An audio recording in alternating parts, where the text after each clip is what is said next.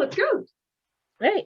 Hey, everybody. This is our next installment of our staff conversation series where I am talking to different members of our staff just so you can get to know people that work here at the CTC and so we can just check in and see how everybody's doing. So today we have the fantastic Rebecca Magnotta. Hey. Hello, everyone. So starting off, how are you doing? I'm I am doing pretty good, actually.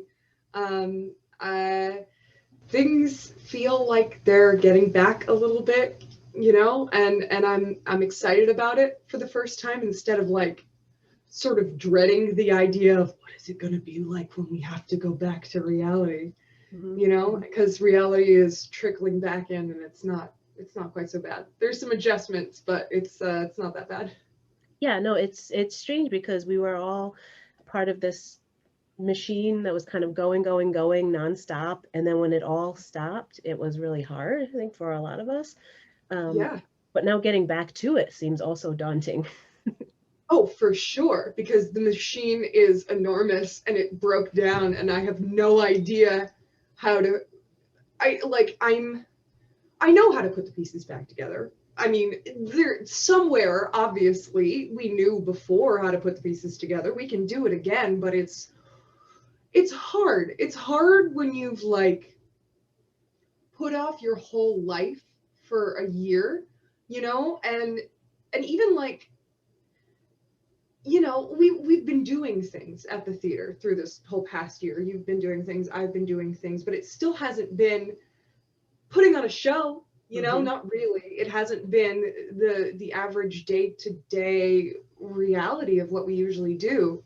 And now it's like I'm still at home, which is another weird thing. Is like trying to find the balance between like, it's not over. I'm still here, but I'm back, and it's wacky. I feel like I've unloaded a lot on just question one. Yeah, no, that's I think that's how we're all feeling. It's like I'm excited to get to the point where we're normal again, Yeah, but we're getting there. We have to go through we're this getting weird there. middle space where we're kind of not Yeah, normal for yeah, like we're a kind of couple we're months. we're we're taking care of ourselves and the theater, Mhm. Yeah, trying to. yeah, So it's good though. Like I'm happy. yeah. It's In all general, I've just been feeling happy. I you know, there's still some stuff that's difficult, but future's looking pretty bright, I think. Yeah, absolutely. I think that's the thing to hold on to is it's looking pretty bright. So I Yeah. feel very happy to be part of the theater and that we're moving forward. So you know what, it's good. Cool. Can you describe your job at the theater? What do you do? I can try my best. So so I am the graphic designer and scenic designer as my official title. As far as like officially, like what do I do? I'm in charge of everything that gets printed and painted, is the way I've put it for a while. Is postcards, posters, brochures, invitations to events, sets, you know, other things that t-shirts getting printed. That's kind of both, actually. Um, and I think that tickets, whodunit cards, all sort of fall under my jurisdiction, so to say. But there's a lot of stuff that I do. I mean, more and more over the past, not this past year, but the year before and the year before that, I've been taking on sort of more of a mentorship like role to different interns who have been coming in and helping me. So that's definitely something that I do too. Is make the art and inspire the youth. And that's pretty much on an average day what I'm doing at the theater. That's great. Like, has your job? Well, how long have you worked at the theater? I've been a full-time employee since like May 2017, I believe. So So I've been like at the theater working full time for 4 years or 3 years minus a year. Minus the forgotten, the And lost year. yeah, right. But I mean, I was volunteering at the theater at the CTC for 8 years or so before I really got hired. Um, so I mean, I've been with the company for a long time, um, and been a staff member for a little bit less, but they're sort of one and the same in terms of what were my responsibilities when I was a young aspiring teenager just excited to get my claws into something and was making posters and painting sets. So it's kind of been that way forever. I was going to ask, like, how has the job evolved over time? I think a lot of with the CTC, it's you kind of get a job and then they kind of figure out what it is. I think it's like there's a need for someone to do some things, Yeah. and we get to the point where we can hire a person to do it, and then the job, you kind of create the job as you go. So how has that been for you? I mean, yeah, I mean, first of all, that's pretty much exactly what happened when I was, like 2 years out from graduating college. Chris was like, hot diggity, I would love if you had the time and we had the money to just pay you full time to do what you do for us volunteering. I was like, gee, gosh, that sounds nice. And that's exactly what ended up happening. And so I think that the first thing is definitely taking on interns and taking on sort of mentees into the process is totally a new thing to me.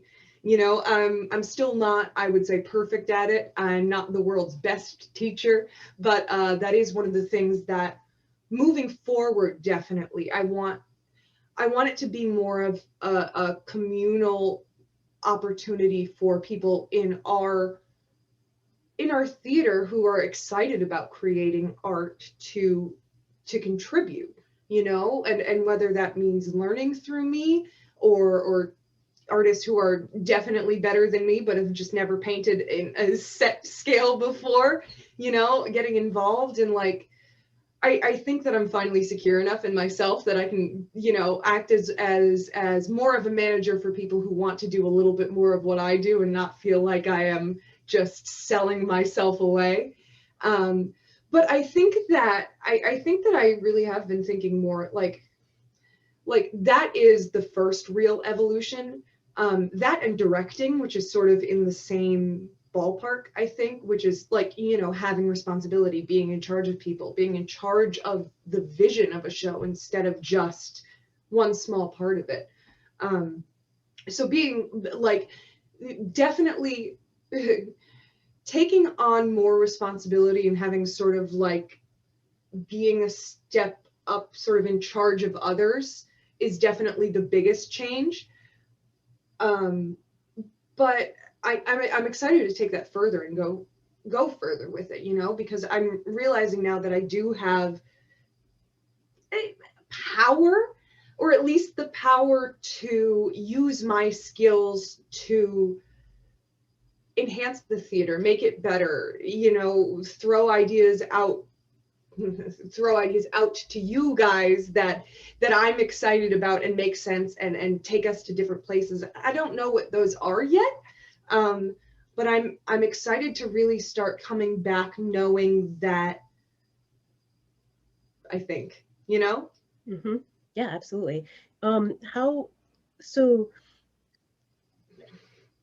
How have you grown as like a visual artist since you've been working at CTC? And like I see you as like you kind of work in multiple different like mediums in Sure. the designing, and like the primary artistic design that we see a lot is the posters and the sets. So Yeah, because like how has that evolved over time with you? so excuse me, definitely with the posters especially. I've never really had any formal graphic design education, I don't, especially in the beginning, I did not know the rules of what I was doing. There are so many little rules when it comes to graphic design work that don't make any sense, and things that do make sense, and rules that you have to break. And I think learning those things and really incorporating those things into my work in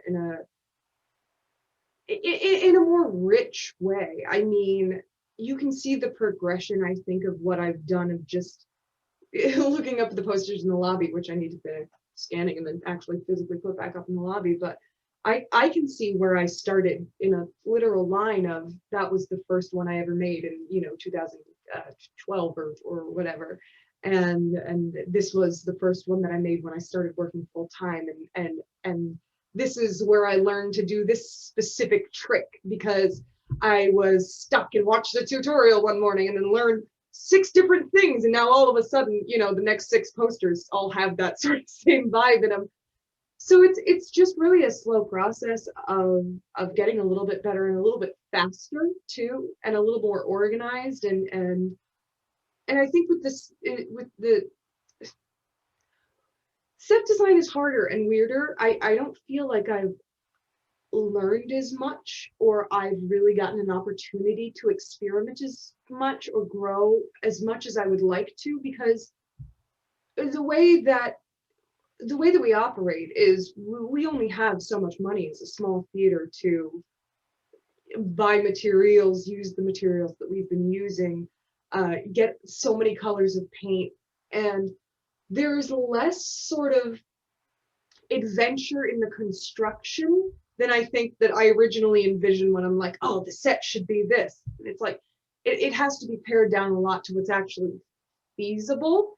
And I think that in a lot of ways that puts me that has kept me simmering in the same skills. I've gotten better and faster at the things that I do within that skill set, but I think coming back, I'm excited to find ways to expand what I do and evolve while working within the same limitations that we've always had,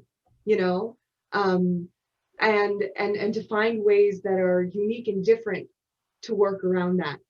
And I've never really either had the time to find new inventive ways to build a set with what we have, because the process that we have works, painting the set and building it works. It's never not worked. We've had to do a little bit of construction here and there and a little troubleshooting, but it works. And I think that now that I've had a little bit of time to reflect sort of at home by myself for a year and just sit around having ideas, I wonder if I could do this, so getting an opportunity to come back and push myself within my limitations a little bit more in order to grow beyond what I already have, and I really feel myself sort of staying in this space. So I don't know. So once again, rambling a lot based on one question.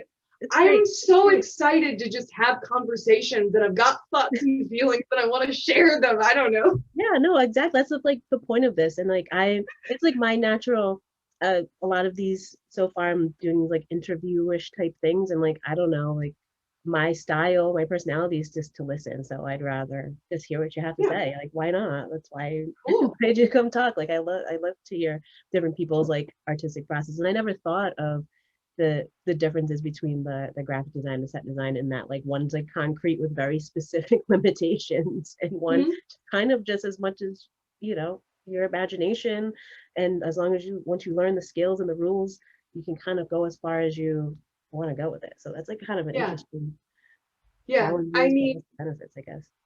it is. That's I mean, the biggest benefit of working digitally in any way is you basically have unlimited materials. And you're not going to make a mess. Yeah. But it's not as fun. Right. It's not as fun. And it's difficult because there is so much of art that comes from how you hold your brush, how much pressure you use. And, I've got one of those big sort of drawing tablets that plugged into my computer, but it's still not the same as putting a brush to paper. You have less control. There's a disconnect, a digital disconnect. Plus it's just you hear digital music and it doesn't have twangy dirt and you can't it can't be out of tune. It can't, you can't replicate the sound of a guitar having a tiny crack in it that affects the sound digitally. That's sort of the same thing that is with art. When I'm painting the set, I'm painting over 1,000 layers of paint that has already been on it, on top of, a piece of plywood or the floor masonite that's got grit and texture, and that affects the way that the paint flows, and I change what I do. But when you're just working on flat sort of imaginary pixel canvas, there's a difficulty in it that you don't think about, because the cleanness doesn't hide any of your sins. You can kind of get away with being sloppy and dirty if you're already working on like a sloppy, dirty sort of textured canvas that is the walls. And like texture, it looks good on texture, but when you take away all the texture, it's like, this isn't as art much as the other thing. I don't know. So there's limitations and there are advantages to both. Yeah, I was gonna ask you like which one you kind of like better, and like do you have a lot of time to create your own art like outside of the theater, and like what stuff do you like to do if you have the time? So yes and no. When we were pre-pandemic and things were pretty, in high swing, running the machine at the theater, I didn't have a lot of time to do much work outside. And I didn't really want to, because it's like, when your job is painting, is or design or whatever, it's not always as fun and therapeutic to go home and do more of it as it is to just do something completely different. Over the past year, though, definitely, and having like no other projects, I've been doing a lot of different stuff. I've been working on like physical painting skills, and I've been working a lot more on digital design, and I'm working on 3D digital design and animation, which is cool. And really, it's like I it's less about like really being inspired to make emotional pieces, and more just like, I'm a skill junkie and I like learning new skills. So the thrill is in the creation for me, and it's not always it's not all the end product that I'm trying to make, but like the learning process that I'm really excited about. And a lot of the times I just try to finagle the things that I want to learn, or the new tool that I need to get into whatever I need to do for the theater. Like, this seems like a perfect opportunity you need to build a prop. I guess I'm gonna have to buy that tool that I'm gonna need, because that would be perfect. And I sort of find a way to shoehorn my own special interest into my job, and that's worked super well forever. And it's not like, I'm not getting anything out of it. It's good, it's fun. I love what I do, and I love creating. And sometimes it's really difficult, and sometimes I have a long stretch of boring stuff to do instead of the fun, exciting stuff. You're like, oh, everybody needs new business cards. Oh no, and everybody does need new business cards, business cards are so hard, because you have to fit so much information into such a little tiny area, and then it's got to be the perfect sort of balance between minimalism and excitement and readability and the sizes, and it's just nitpicky and stupid. But that's not what you asked me. You asked me about the art that I make. But I've been getting more into. I'm interested in learning about everything, especially stuff that I don't really know about at all. And so I think it's super interesting to know that business cards are really hard to design. I know. It's like, and it's like, compared to compared to an enormous mural that's just a landscape, which most people would look at and say, I could never. You know, for me, it's like, it's organic shapes are really forgiving and wonderful. And as soon as you start adding text and rules, it gets harder. Um, Yeah. so that's sort of like the necessary evil of doing a lot of stuff. Is like posters are fun until I have to start making the words. Yeah. You know? Yeah. And then that's not always true. And I'm trying to find a way to be better about incorporating text as part of the art, but my handwriting is so bad. And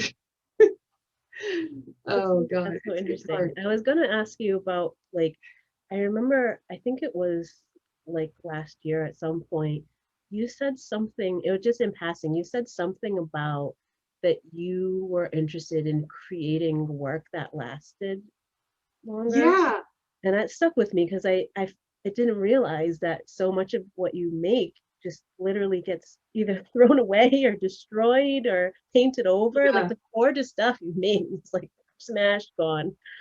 yeah. Um, yeah, happens a lot. Uh, How does that feel when you have this beautiful art that you made and it's just like gets thrown away? it's it's made it difficult for me to develop a real sort of emotional attachment to my art.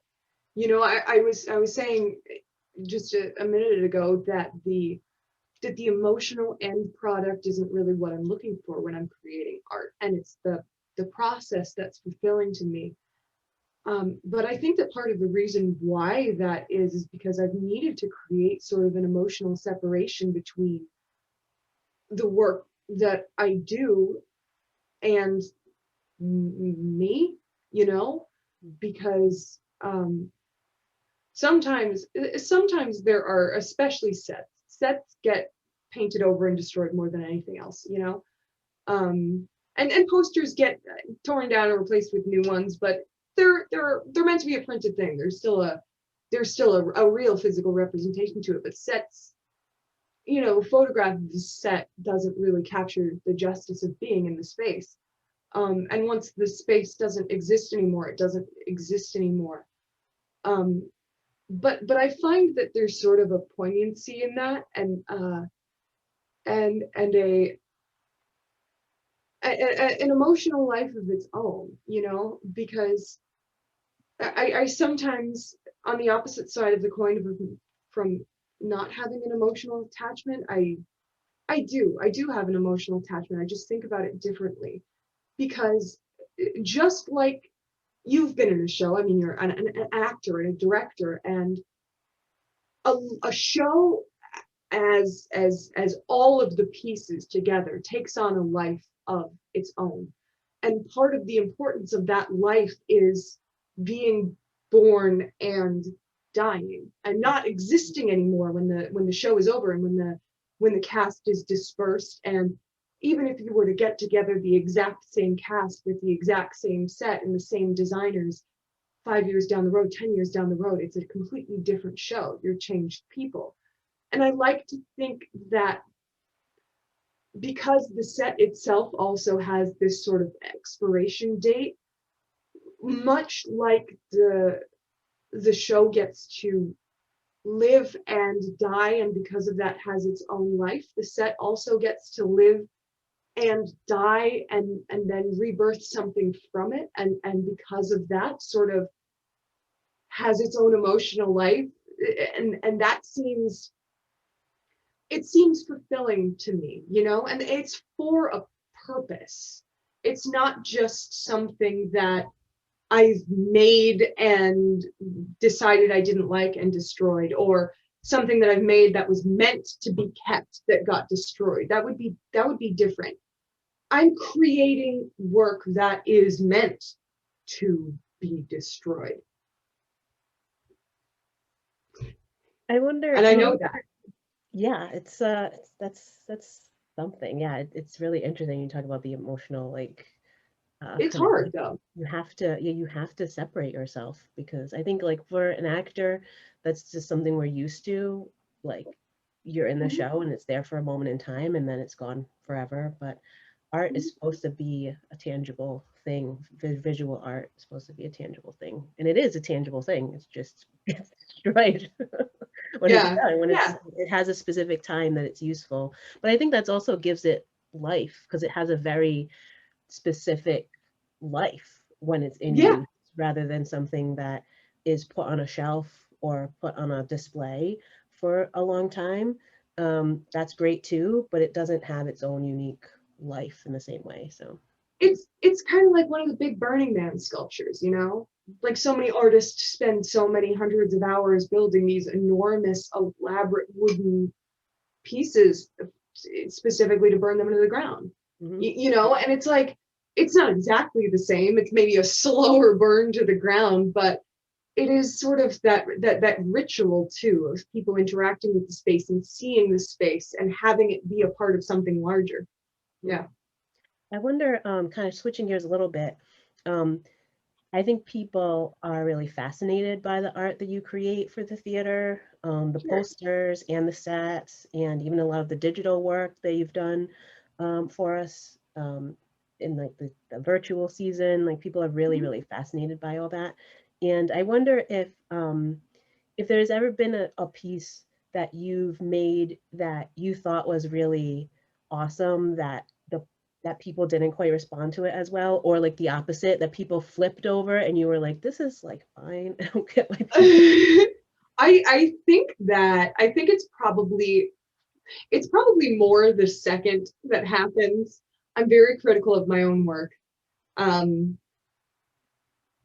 you know, there are generally, if I'm excited about a piece that I've made, you know, it's pretty cool. Or Yeah. at least in my mind, it's pretty cool. Um, but yeah, I definitely find people reacting positively to work that I didn't really think they would, or you know, put a lot, not a lot of effort into, but I like the father poster from a few years ago, right? Was a piece that I was happy with. I was like really, I thought it was really cool and I was happy to put it out there. But there were a lot of people who were like, that was my favorite poster from the whole of that your season. It's like, cool, all right. you know? Yeah. Um, um, It's you interesting know, how it like hits people. Like you never know how things are gonna hit yeah, people. yeah. And I think that's interesting too, because there's definitely and I bet yeah I can think of instances where I think the one time I the sometimes sometimes people will be like, oh, the Contemporary Theater Company, I know them, and it's like, oh, you've been to a show? It's like, yeah, I really loved everything they've ever done. Except I saw a Christmas show one year that I didn't particularly care for. In the back of my mind, it was like, you saw Mrs. Bob Cratchit's Wild Christmas Binge, and I bet it was the year that I directed. Oh my God. And every single time it is, I was like, did it happen to be like a sort of like a Bob Cratchit thing with like a woman pulling her fish? And they were like, yeah, that's the one. I didn't dig that. I was like, that was my baby. That was me. And I understand. I get it. It's so, I mean, directing is such a complicated like mess. Directing is complicated. There's a lot of factors involved with that. Yeah, there's and that was probably I think one of the earliest shows I ever directed, and definitely the first time I was working with children. And Ooh, and it was like a musical, and I am not qualified to handle that, and it was and yeah, that's a it's lot. just, you know, the show itself is not for everybody. The Yeah, show itself is not for everybody. an acquired taste. Acquired taste. And I really, really leaned into that acquired taste. There were some strong umami flavors in that show. Um, And then some people loved it. yeah, right. You know, sometimes And when then you some do people it loved so it. hard. Every time, yeah. And then some people are like, oh, my niece was in that show. It's like, it's my favorite show you guys have ever done. Okay, really? Cool. Okay. That's great. You know, and that's once again also not exactly what you were asking about, and also maybe not, you know, the best the best thing to be talking about, but it is true in terms of Hey, you like know, not we being super try crazy our about best. work that's proud of, but you know, Like we try our best, and we try our best. it happens. Sometimes the show like doesn't quite come out the way you want it to, or you, um, it just, you know, you just try your best. That's all you can. There's a lot of factors at play. Oh yeah, for sure, for sure, for sure, for sure. And like I said, some people loved it. It was Um, a strong show. yeah, there you go. Um, Yeah, is there like a favorite piece that you've made like for the theater, or a favorite set, or a favorite poster? I love the Hamlet set. Um, I I was gonna bring love. it up, but I was like, maybe that's just my favorite. I'll let her say what her favorite is. Oh no, that was a lot of work, and it was beautiful, and I loved doing it. Uh, I was very, very, very proud of all of the puppets that I did for Little Shop Mm. at the time. Looking back, I would love to someday have an opportunity to design that show again, knowing a little bit more of what I know now Mm. and spending a little bit more time on some things, especially like safety measures. It was some sharp puppet. Um, what else? What was I really, really, really, really into? The Peter and the Starcatcher set was so lovely. I loved that. It was, oh, and Macbeth. Oh, everything for Macbeth. The set for Macbeth, the faces for Macbeth. Can you talk a little bit about how you, because people might not be aware, like Rebecca, she designs the sets, pretty much every set, but like some, if there's like quirky, like very quirky props that need to be made, a lot of Right. times Rebecca that makes them. And in the for Macbeth, you made the witches' faces. Yep, I made the witches' faces, and they were basically made out of Jello. So I took this styrofoam head, I took some clay, there were a bunch of different ones. There was the sort of the pieces that all of the witches had stuck on our faces throughout the whole show, which made us look like these weird reptilian bug swamp creatures. And the whole play was sort of like all of the side characters are played by the witches who have at some point kidnapped a real human being, cut off their face, eaten their body, and now use the faces of their victims as disguises.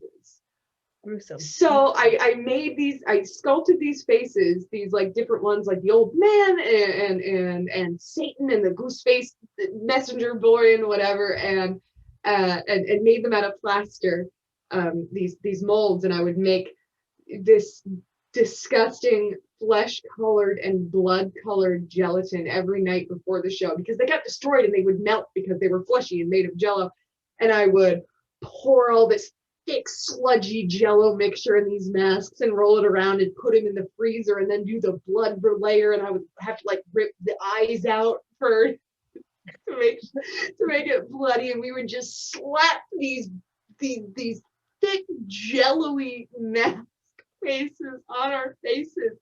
And Sophie was braver than all of us because that girl ate her lip almost every single night in one scene. You could eat it, right? But I would try to like save and recycle as much as I could throughout as much of the process because you need a lot of gelatin and it got expensive after a while. And you know, you don't want to be spending $20 a night on Jello, and you can make it last for a while if you care for it. But like, you know, every night Sophie would just, and it was like cornstarch to help make it a little more opaque and a little like stickier, and she would just rip it off. It was gross. It was awesome. But the whole set was there was a catwalk. Every inch of the theater was painted. There was this huge site, like, oh, it was awesome. And it was one of the it was a set that I had done before I was working there full time. It was like, it was just, I was in college and just volunteering and coming home every night after classes and after rehearsals and just painting the theater for as long as I could, and waking up in the morning and trying to survive, and then going back and going to rehearsal. And it's hard. It's a hard thing. And I'd like to, the days of staying up till like 3 or 4 in the morning painting sets are not totally behind me, but they're way more behind me than they were. Mm-hmm. Oh my God. That was what? Let's hope those days are behind you. Oh my God. For the most part. It's a lot of work. It's a lot of work to paint a set, Yep. I mean, it's so intricate. It's like some things, like I've seen you try to teach people, and like I think even with maybe the Macbeth one, there was like a lot of like sort of like a technique that you could teach quickly that people would just like repeat, and so you could get help to do it. But something like Hamlet, like you can't teach somebody to do that. You just have to be really doing it. Much. And it's difficult too, because it's a lot of my process is very intuitive, and I'm trying my best to figure out how to break it down in the best way that I can, to figure out what do I actually do, because I for such a long time I was just running on autopilot, and it's like you paint the set by painting it. And it's really just recently, like I said, since I've had to start teaching people a little bit more seriously, that I've been able to break down what the real process is and what the steps are, and say, okay, this is something that's fairly easy that I can teach to people. Level 0 stuff is painting the wall a flat color. Level 1 is mixing 2 colors together in a way, and level 3 is harder, and nobody does over level 3 but me, and maybe there's 6 levels, but whatever. But what's difficult is that when you start getting more artists together to paint a set, every single individual artist is going to bring some element of their own flavor and their own technique and their own intuitive process into what they're doing. So even if it's something as simple as saying, this is, scumbling, it's just mixing 2 colors together, just put some here, mix it together. It turns out that every single person alive does that slightly differently. Even if the instructions are exactly the same. I mean, art is so subjective, and people feel more comfortable. Even just the way people hold their brushes and move their arms and move their bodies have such an effect on the way things look. And the more artists that you have helping, there starts to get sort of this weird disjointedness about it. And for such a long time, that was part of why I was having such a difficulty sort of letting other people in and helping with the sets, because even if we were doing the exact same technique, it's like, but it looks so different on this half to this half. And I'm still trying to figure out exactly how to get around that problem. But yeah, like that like the Macbeth thing and having people help, I can look at it and be like, I bet you nobody in the audience is going to realize that this looks like 6 different species of wood. So yeah, I think that once I figure out my process and I'm a little bit more clear too, I can figure out like, oh, when I do wood grain, I actually do it directionally from step 1. That's why mine looks different from yours. Mhm. Okay, that's good. That's the thing I can teach to somebody else. That's the thing I can say, like, yes, there's the light bulb. That's what I've been missing saying to you.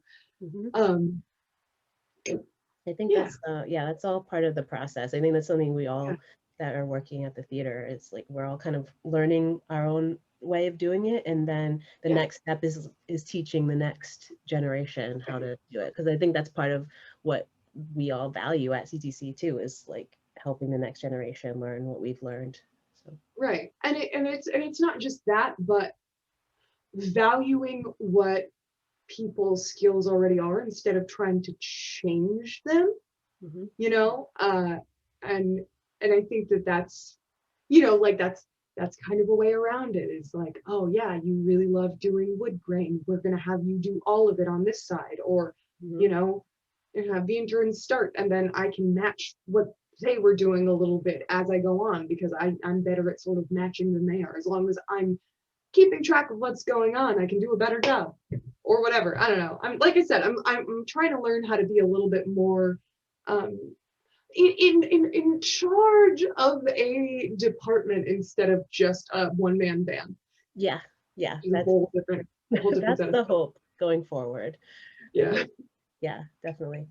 Well, I'm gonna say that's been great talking to you. I love Yeah. learning about your process and how you think about your art, and I can't wait to be in the same room with you I eventually. can't wait to be in the same room with you. Hey, Tammy, is anybody doing one of these for you? Maybe, I don't know. I feel like I I've been think we talking to should. people a lot, but Yeah. I don't know. I mean, I've been hearing so many of your, things that you're planning on and excited for moving forward, but like, I would love to hear a little bit more of your artistic process. But yeah, you have been giving a lot of interviews lately. yes. Yeah, A but no, lot. I'm all about it. I love it. I love talking to artists about their art, and I love talking about it. So if you give me an opportunity, I'll talk about it all day. Um, Yeah. but I Yeah. I appreciate you sitting down with me, taking some time out of your day when you're supposed to be designing other stuff for us. And I say, Yeah, come talk to me about how you design stuff. But it's been great. I miss you. I yeah, miss working with you, and I'll see you sometime. I mean, I'm seeing you right now, but in person probably like soon. for real. Yeah, Uh, all right. Thank you, Tammy Brown. You are so wonderful. I love you, and it's been a pleasure talking to you today. I love you, and I hope you have a good day. You too. Bye.